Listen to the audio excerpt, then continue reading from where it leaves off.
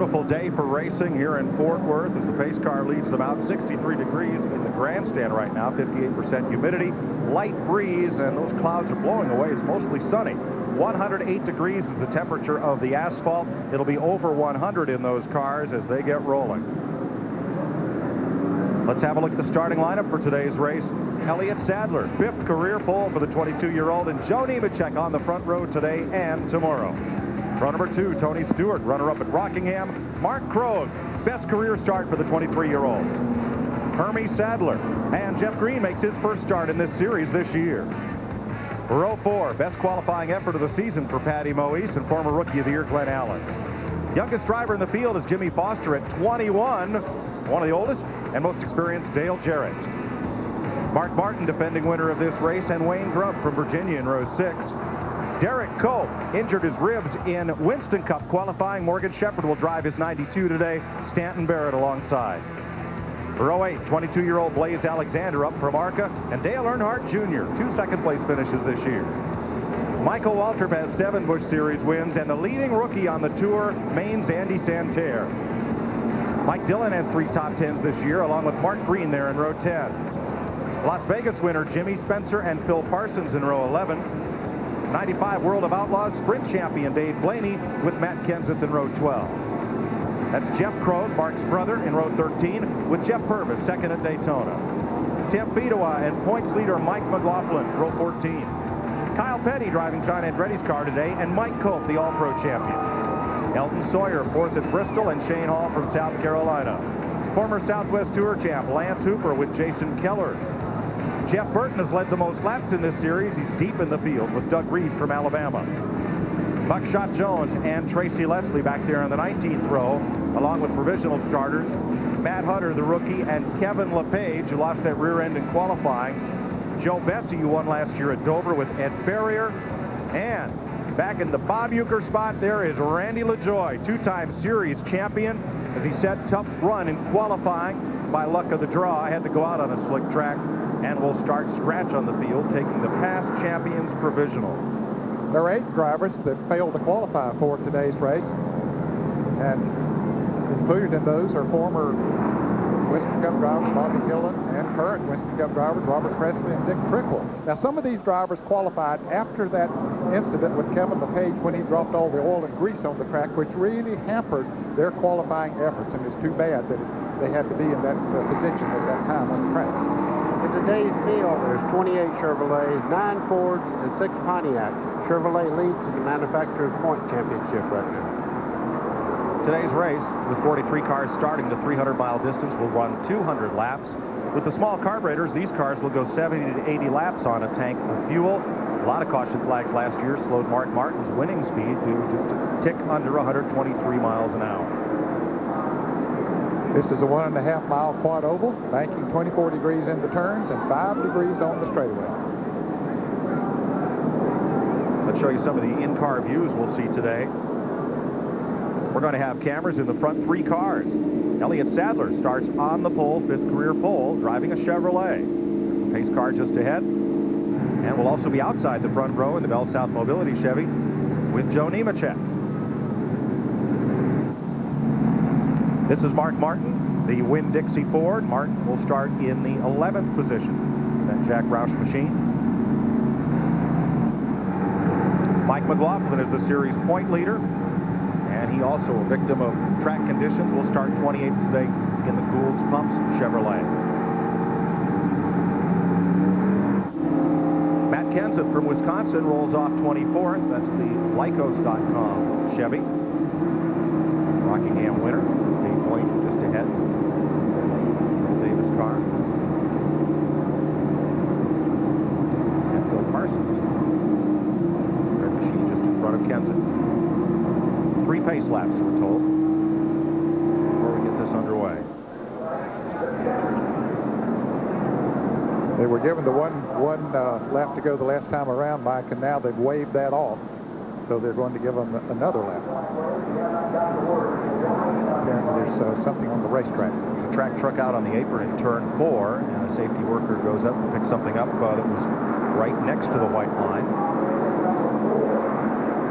And we'll take one more lap.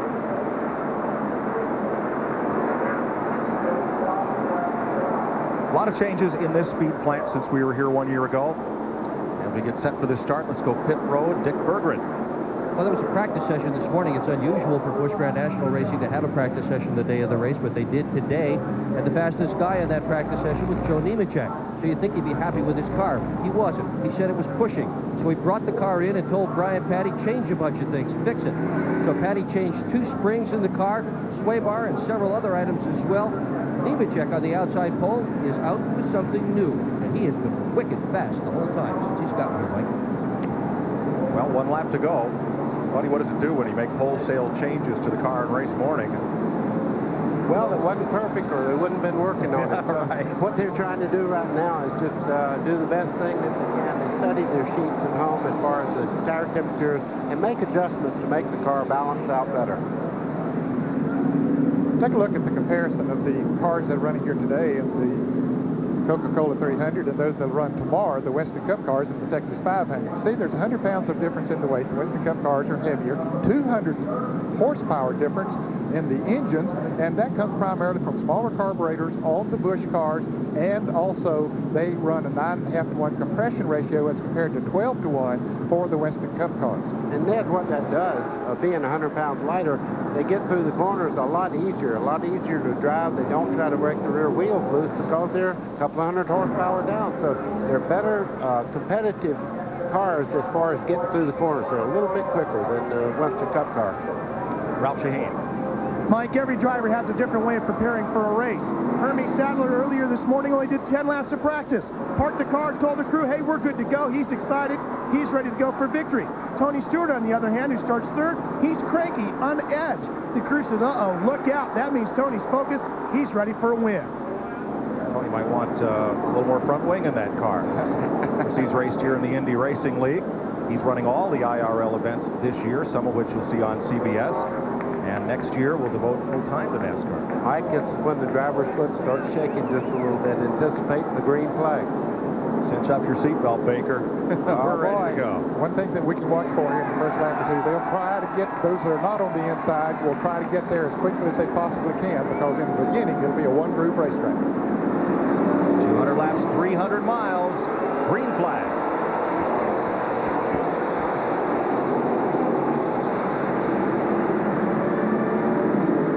Just as Ned said, going down into turn 1, you can see them trying to squeeze down to make it single file through the corner. Some of them on the outside, and look to be running pretty well. We were not up to full speed, of course, that time when they got into turn 1, so they can run up there pretty easy. Let's see how they do when they get into turn 3 now that they're picking up speed. 6th place car caught on the outside. Mark Krogh, his qualifying run, now he drops in line. First lap leader will be Sadler, Elliott Sadler.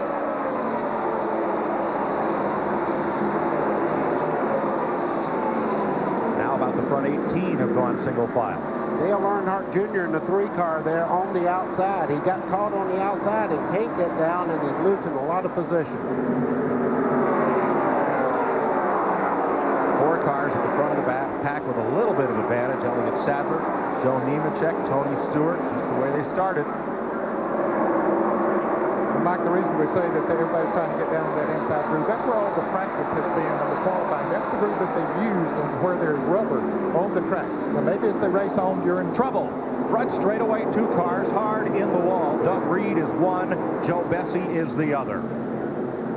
Caution is out. Well, what a tough break for a couple of drivers. Joe Bessey has had a lot of bad breaks this year and last year. Doug Reed, one of the newcomers in this series, torn up car. Yeah, he's a past, Doug Reed is a past kart world champion and trying to make his way in Western Cup and Busch Grand National, and you can see the car has a lot of damage there. Reed started 36th. Bessey started 41st, so this happened deep in the pack. Kevin LePage, who started 40th, went to the infield grass to miss them. Reed started the season as number 97 with his own family operation. Now drives that number 7, the Ed Whitaker car, which I believe he began driving at Bristol. That is correct. You can see the damage to the rear of the car. One of the panels off here is Joe Bessey's car. A lot of damage to the front end of his car as he takes it to the garage area. Let's see what happened here. Well, it looks like the 7-car of Reed might have gotten tapped a little bit, buddy, as he came off the turn. I was looking at him there. I'm not sure he got any assistance at all. He was coming through the corner there, and all of a sudden the 7-car of Reed just turned a little bit sideways. Bessey was just behind him there, and you could see him get caught up there. The car right behind Reed was Matt Hutter. Have a look as they come by. See that again. See if It there's was any damage. awful close. Reed is going to make it back around to pit road. Here he comes. Caution coming out on lap 4. Let's have another look. Okay, here's the Reed car, and of course the yellow car there was Matt Hutter. He never touched him. Never touched him. Doug Reed got sideways. Matt Hutter Look at LaJoy did not. right here. Boy, did he have to thread the needle. Boy, He was he really almost a did. big part of that wreck. Yes.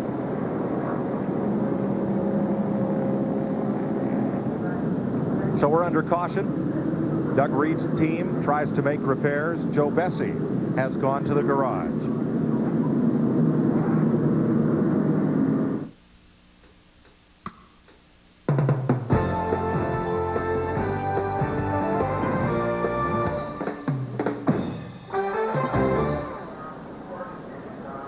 Cleanup along the front straightaway here at Texas Motor Speedway. Let's go to the garage. Ralph Shaheen.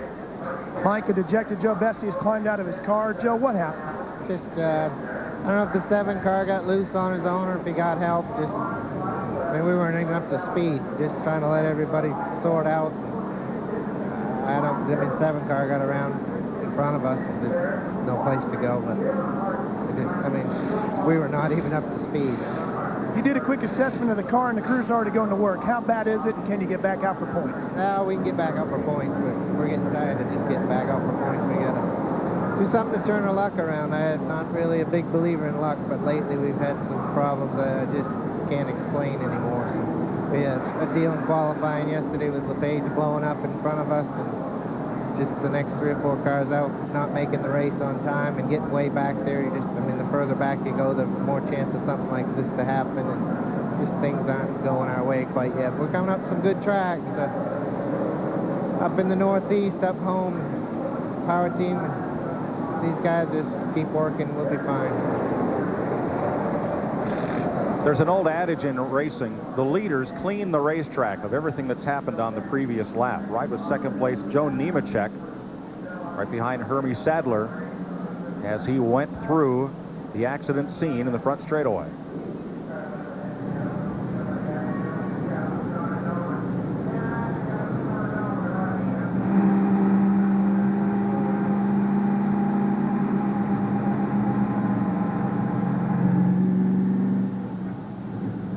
They were coming up on Doug Reed as they came to the start-finish line, and there was a piece that flew off of Reed's car. Well, you can see the loose sheet metal right there, and a piece of the back quarter panel there fell off the race car and right in front of Nemechek. He's lucky he didn't cut a tire, maybe. Fortunately, everybody had rolled out of the throttle to come back to the caution flag.